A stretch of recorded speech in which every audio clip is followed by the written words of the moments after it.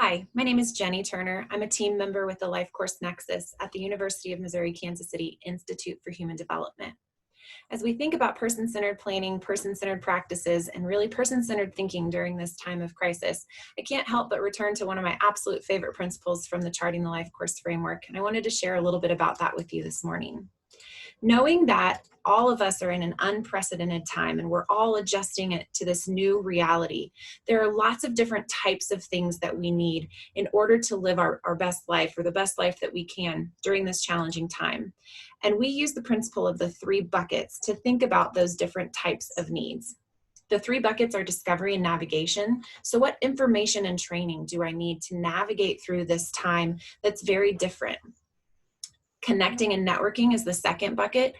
What emotional supports do I need? How can I talk to someone who may be experiencing similar things or has gone through something challenging before and might have some insights to share?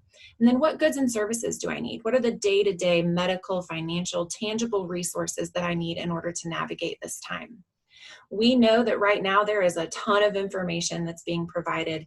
There is an upswell of resources that have become available for individuals and their families, and that's a really great thing to celebrate. But how are we really supporting individuals and families with the information and training that's most relevant to them? How are we organizing information so that it makes sense and it isn't overwhelming, and it doesn't cause additional stress or panic? As we think about how to fill that blue bucket, we think about what do individuals and families really need to know, and how can we point them to the information that's the most relevant based on who they are, based on what they've already shared with us, based on their individualized needs, concerns, and priorities. But we can't forget about this orange bucket. We've seen more and more across the globe that connections are critically important during this time. As many of us have not been able to see or physically touch our families and friends, to give hugs or do whatever conveys love to us culturally, we've seen tons of adjustments and modifications and flexibility in meeting this need for connection and networking. So how are we really thinking about practices that support individuals to talk to one another, to share their stories, to share their experiences, sometimes to share their fears?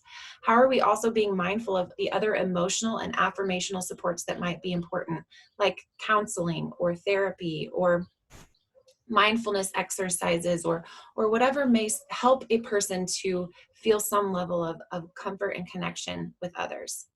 And then finally, what goods and services are we offering? How are we supporting people to access the physical, medical, financial, day-to-day supports that they might need in order to navigate this crisis?